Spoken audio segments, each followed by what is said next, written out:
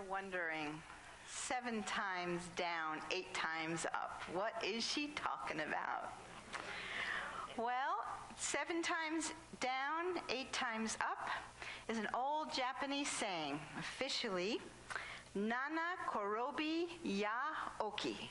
And it's very literal. In the words, it's Nana, 7, korobi, down, ya, 8, oki, getting up. So literally, fall down 7 times, get up 8.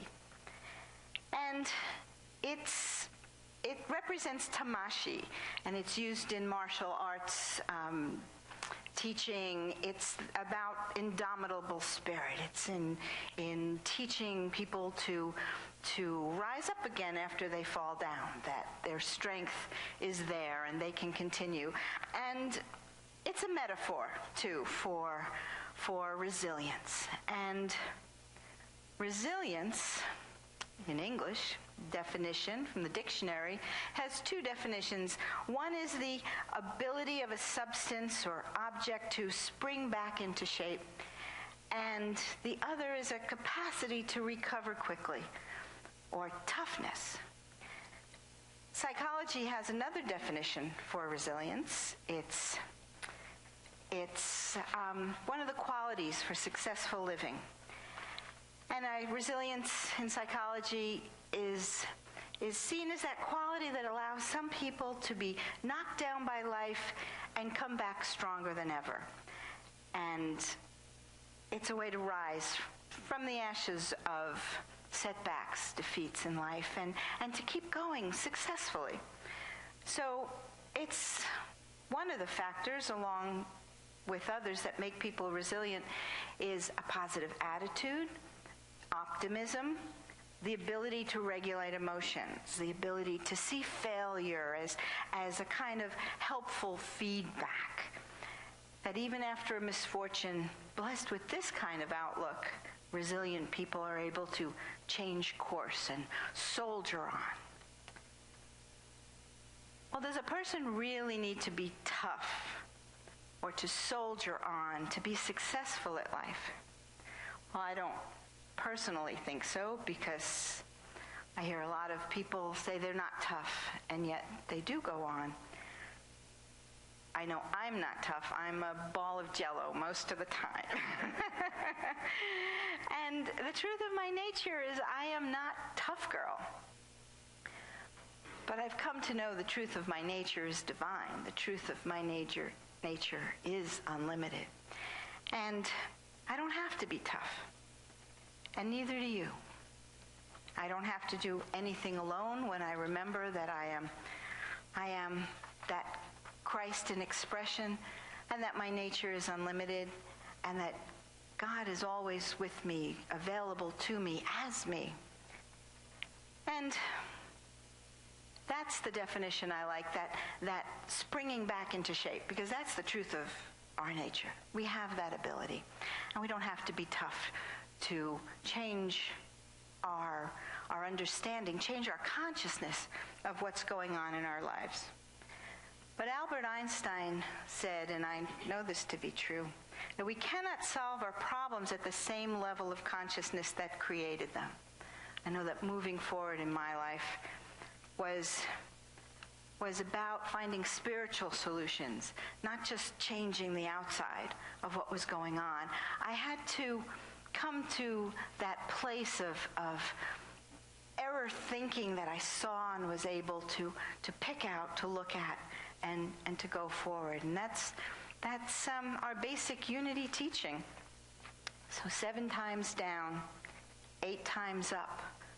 Overcoming a major challenge comes from that new understanding that is greater than the place where we came from. And coincidentally, this is the Lenten season.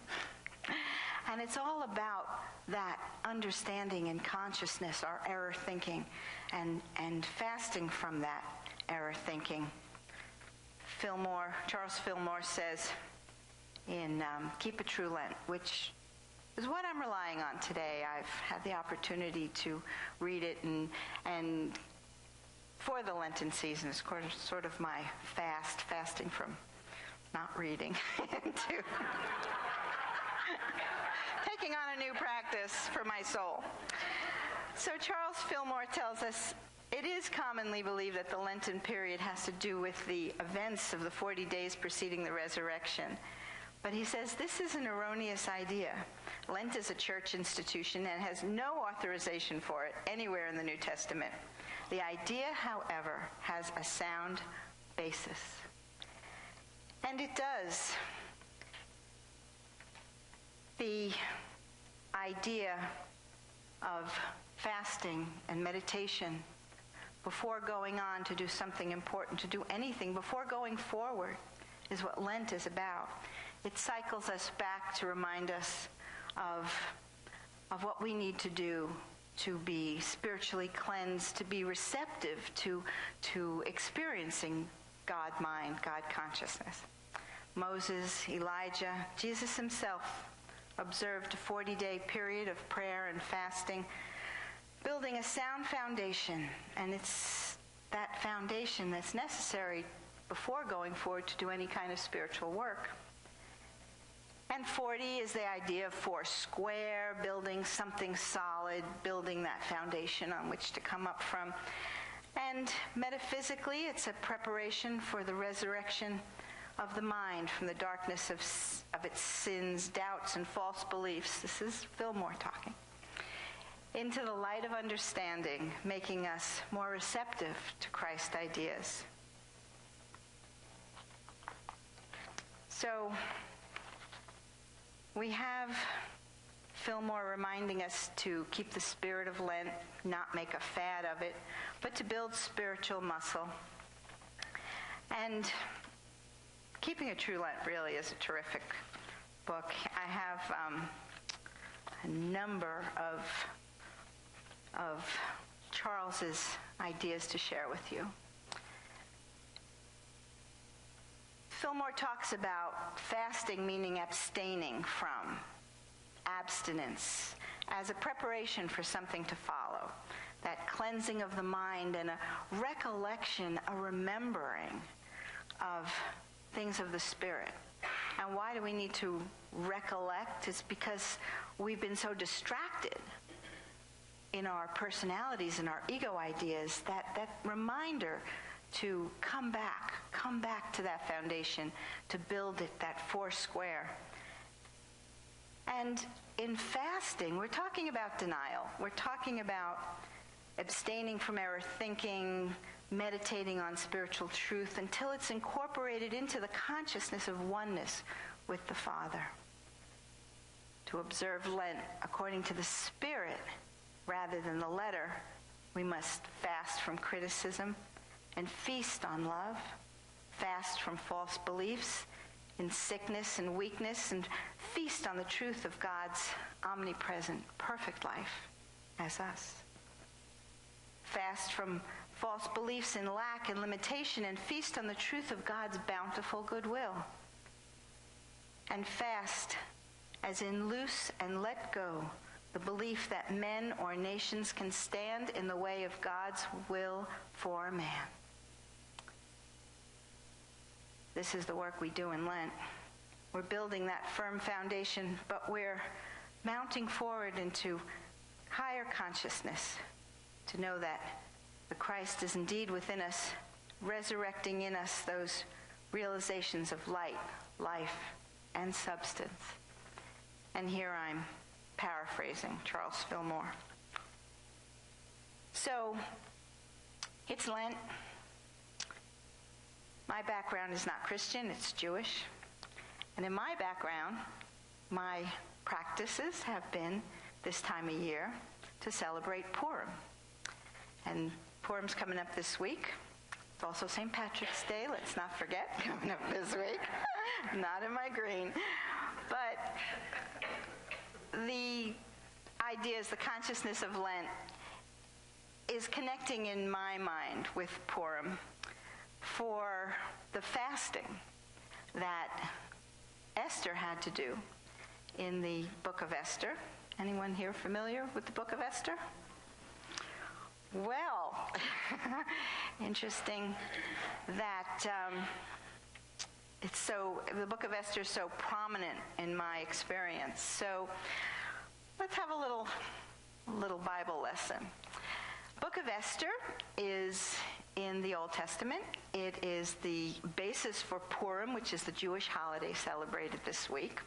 Purim is a kind of Jewish Halloween. Instead of, it's children dress up in costume and they parade all around and they go from house to house, not collecting treats, but giving treats. And we have some of those upstairs. I lovingly made Hamantaschen for everyone. And Hamantaschen is part of the practice. It's the late great comedian Alan King said summarizing all Jewish holidays, they tried to kill us, we survived, let's eat. And Purim is no exception. So the story of Purim is in the Old Testament. It's part of the wisdom literature coming at the later works of the Old Testament. And it tells the story of Mordecai and his niece, beautiful niece Esther, and the king, in Jewish we know as Ahasuerus, but history tells us this is the King Xerxes, the Persian king, the Median king Xerxes, and the wicked Haman. And these are the four archetypal characters in the story. Whether they have historical validity or not, we're not going to go there today. We're just going to look at the story and the importance in Jewish history, because Purim is a celebration of survival, of overcoming, of the defeat of enemies and the survival of the Jewish people. And so Mordecai is in Persia, in Babylon. The story tells us it's in Babylon in the 7th century with the Babylonian exile. Stepping back just a bit more, when the Babylonians conquered the ancient Israel, they destroyed the temple and took all of the leaders to Babylon. And they remained there for 40 years until the Persians defeated the Babylonians, and King Cyrus not only let the Hebrew people go back to their homeland, but also rebuilt the temple. So we have Mordecai, who's part of this Babylonian exile, which is a very important part of the history of the Jewish people. And he's there doing his work outside the gates of the palace, and he overhears things. He's a source. Gets information, and this is helping his survival in this foreign land. Anyway, the king wants a new wife because the old wife, Queen Vashti, has disobeyed him. And she didn't come when she was called to celebrate with the king and his big feasts. And so it was kind of out with the old king. And he has a beauty contest, essentially, for a new queen. And Mordecai has his lovely daughter, Esther, niece, who he's raised, apply. And of course, she's, it's a story. She gets the job. And she's got a pretty good deal going on there in the palace as one of the king's favorite wives.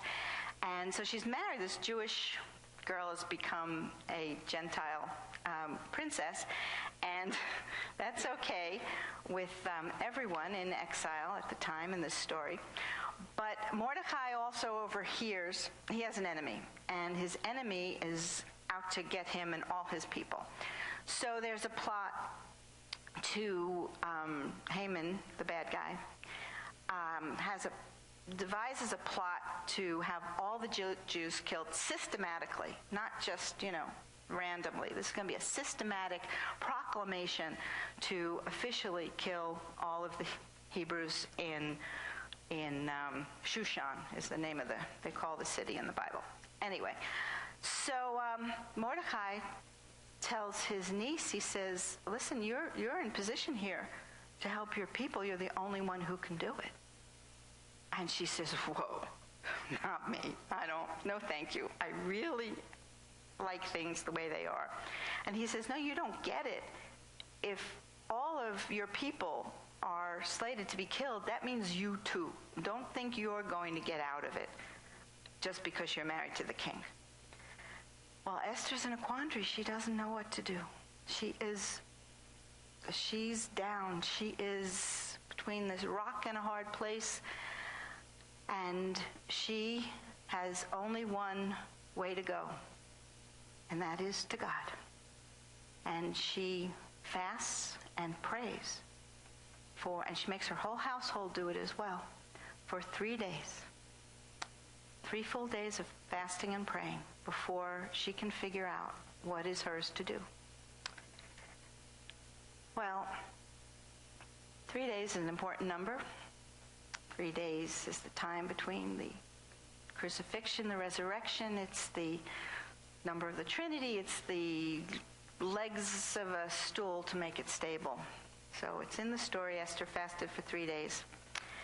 And she comes to that place of knowing, that place of choosing, that God will support her. God will guide her. God will make the outcome what is meant to be, divine order. So she makes herself very beautiful, and she very calmly goes to the king who's partying. He parties all the time. That's all he seems to do in this story. And the law says that if she comes unbidden, she will be killed summarily, unless the king hands out his golden scepter to acknowledge her presence and let her in. She's either walking to her death or to life. But she's prayed up. So she leaves her little house and goes to the king where he's feasting. And she just stands there in her beauty and in her peace. And she waits. And as we know, the king hands the scepter out, and end of the story, she tells the king of this plot and asks him to annul the severe decree, which is a prayer that Jews pray all the time. We pray, the severe decree will be annulled. And we've been there. We've seen the severe decree annulled. We've seen how, no matter how far down we can go, asking God to help, asking prayer, going into that place of wisdom, that place of knowing thy will be done, brings miracles. What we call the miracles. They're not miracles. They're outcomes we couldn't have imagined, but they're there always waiting. So I've had many of those myself. I'm sure you have. Going to God when I didn't know how I'd survive. Going to God when I didn't know the outcome of situations. Going to God when I didn't know if my health was going to let me live or die.